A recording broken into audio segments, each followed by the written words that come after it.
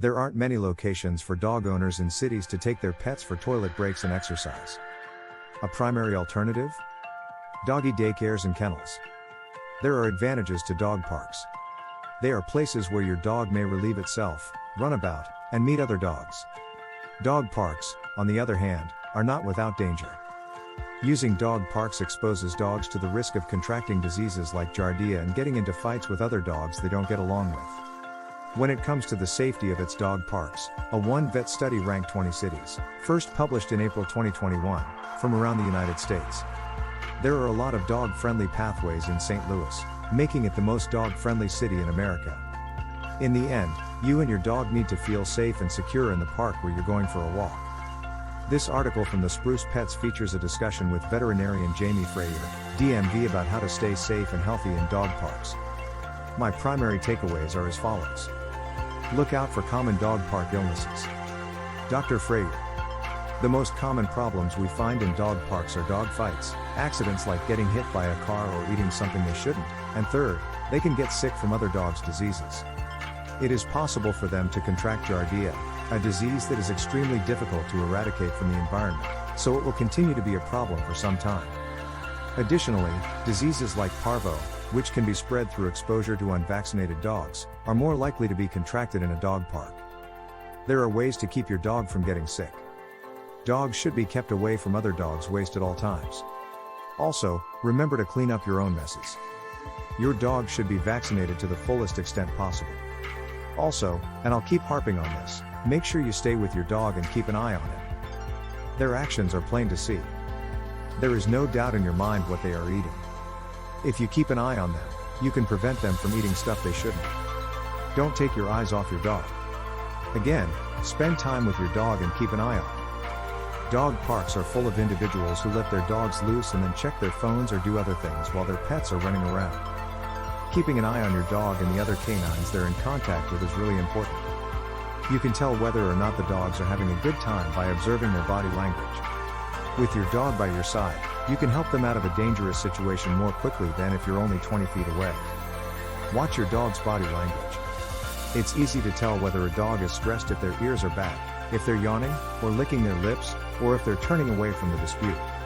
The fact that one dog is continually the aggressor while the other appears to be having fun is a warning indicator, even if they appear to be playing. To have a level playing field, everyone should be able to participate. What happens if two dogs are playing together and one of them is chasing the other around the yard and they're all having a good time? That's a good example of reciprocal play, and both players are acting appropriately. Getting your dog out of a one-sided situation like that may be necessary if it's just one dog following another around. Pick up after your pup. Taking care of your own business is the most important thing you can do. Nothing should be left behind. Nothing you brought with you, not even excrement. Also, make sure that your dog is behaving in a respectful manner towards other dogs. A good rule of thumb is not only to keep an eye out for your dog being picked on, but also to intervene if you observe him acting aggressively toward or picking on another dog. Do your research. Nowadays, I think I'd look it up online to see what other people are saying about the dog park and what kinds of activities take place there. If you're looking for a sign that this dog park isn't right for you or your pet, you might find it here. In my opinion, the first time around, I'd like to keep my dog on a leash so that I could observe the other dogs and make sure their owners were paying care to their pets. If your puppy isn't vaccinated, exercise caution.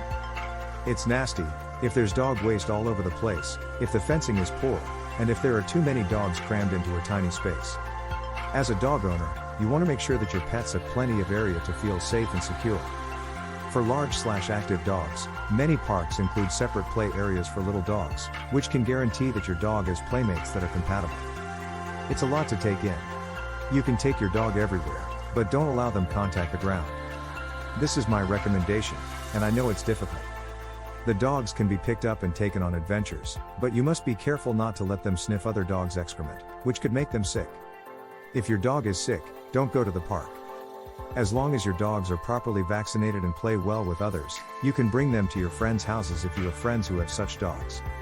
It's still possible to socialize your baby safely during this stage because it's such a critical time for their growth, especially before they turn 16 weeks old.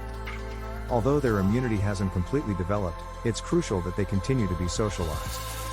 Bringing a contagious illness into a dog park is unfair to the other animals. At the dog park, you don't want to spread the disease.